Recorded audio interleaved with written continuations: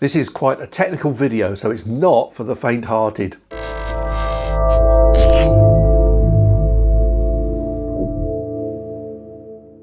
One thing I've noticed about digital video, and what I don't particularly care for, is just how sharp and etched they can be. Sharper than my eyesight. In order to reduce that sharpness, I often use a Tiffin black Pro Mist filter. Mist filters make you think of fog generators, but in fact they're really useful for reducing contrast, blooming highlights, and making pictures seem more natural and less digital. This shot of two parlour palms is shot into the light with the sun behind, so it shines through the leaves of the plant.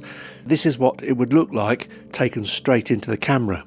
By putting the Tiffin Pro Mist filter on, this is what I get, and you'll see that the sun is now blooming a little bit more and the contrast is slightly lowered and you get a slightly more smooth looking picture overall. Straight into camera, Tiffin Pro Mist filter.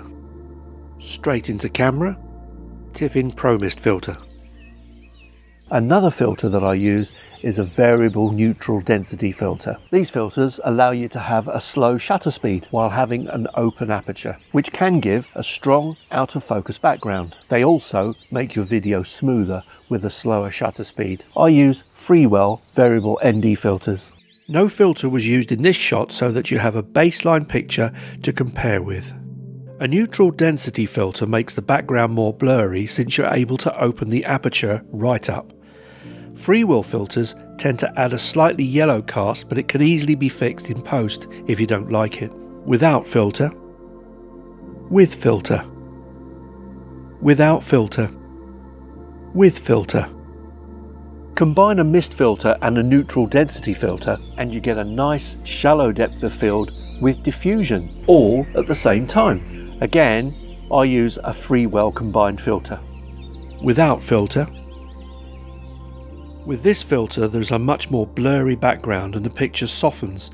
Pointing towards the light makes the image even softer. Without filter, with filter, without, with filter.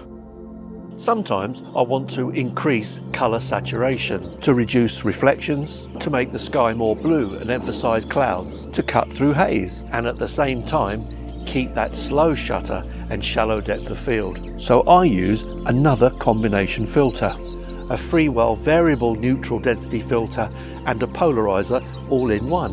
Without filter, with. Notice how the reflections are taken off the leaves in particular in this shot. Without, with, without, with. This is a picture of a reflection in a TV screen. If you fit a polarizer onto your lens, there is no reflection. Before putting the filters on, I wanted to take a couple of base shots, so I took the first one focusing on the house and the second one focusing on the tree on the left, using the aperture that would suit the shutter speed that I'd set my camera at. Even with no filter on, you still get a little bit of depth of field, but look at the results with the filter put on.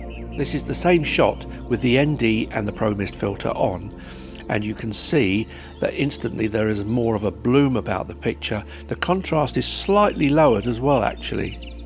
Now if I then focus on the tree, you can see now how much of a bloom there is in the background and how rich the background looks. So I'm going to quickly flip between the two shots, without the filter and with the filter. Without, with, without, with, without, with, without, with. Polarizers are really useful. Not only do they stop reflections as long as you're pointing in the right direction, I'm not in this case, but they also tend to take out glare in the picture, rather like sunglasses. So this picture has been taken with a polarizer on, focusing on the background, and this one has been taken focusing on the tree. Don't forget that I'm using an ND polarizer combined type of filter, so I can get a very shallow depth of field. So here's no filter, polarizer, no filter, polarizer. For this next sequence I used the ND mist filter combined, just to give me a little bit of softness and more control over depth of field. So if I want a larger depth of field, I just adjust the ND filter so that I can close the aperture down. Sometimes you can use the depth of field to highlight things that are the same colour. For instance, the tree above here is out of focus and it kind of merges with the background, and just by focusing on the leaves above really makes them stand out a little bit more, even though the background is exactly virtually the same colour. In this shot I focused on the tree trunk on the left, and the mist part of the filter makes it look a bit softer than if it wasn't on, and the background is totally out of focus. Just by changing the focus, the tree trunk goes totally out of focus and the background comes up. But notice that the mist filter makes everything look bloomy and not quite as etched as a digital picture can look.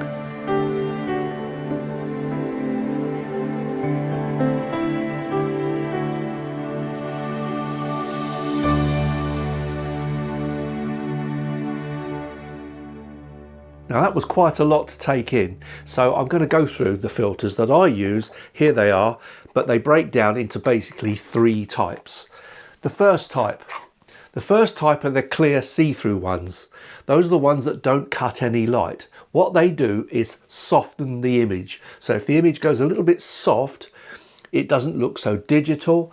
Colours bloom, highlights really do bloom, and if you shoot into the light, very often you get a massive bloom in the picture, but it does look rather nice. In fact, I'm using the Tiffin one at the moment, the quarter strength. So the clear filters will basically allow you to keep your depth of field, and the only way you can cut your depth of field so the background is out of focus is by raising the shutter speed, which you don't really want to do in most video.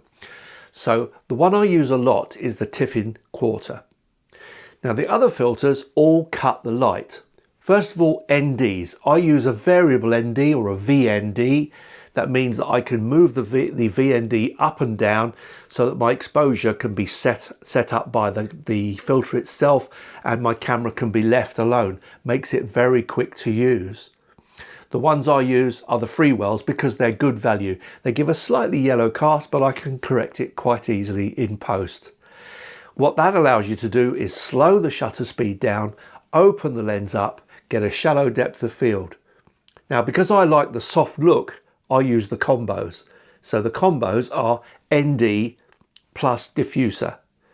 That's the deadly combo. The one I use mostly is an 1/8, that one. It's a very low strength. I don't want it to bloom too much when I'm out generally using the thing. So I tend to use a 1/8, and the Freewell ones work quite nicely. The last type of filter is the one that cuts reflections. It can make saturation appear stronger in the colours, and very good for sunny days to make glare go away. Also, actually, very good to use on hazy days because it cuts the haze. And of course, you get rid of the reflections in your windows and your TVs and things. So there are three types of filters: diffusion, ND, polarizer. It just so happens that I use combos. I use ND and polarizer, ND and diffuser, and diffuser. The ones I use tend to be Freewell because they're good value. The only one that I have that isn't a Freewell is the Tiffin, the Pro Mist, which is a fantastic filter. I think if I went for one filter, the Pro Mist, the Tiffin Pro Mist, is excellent. I hope to see you next time. Cheers for now.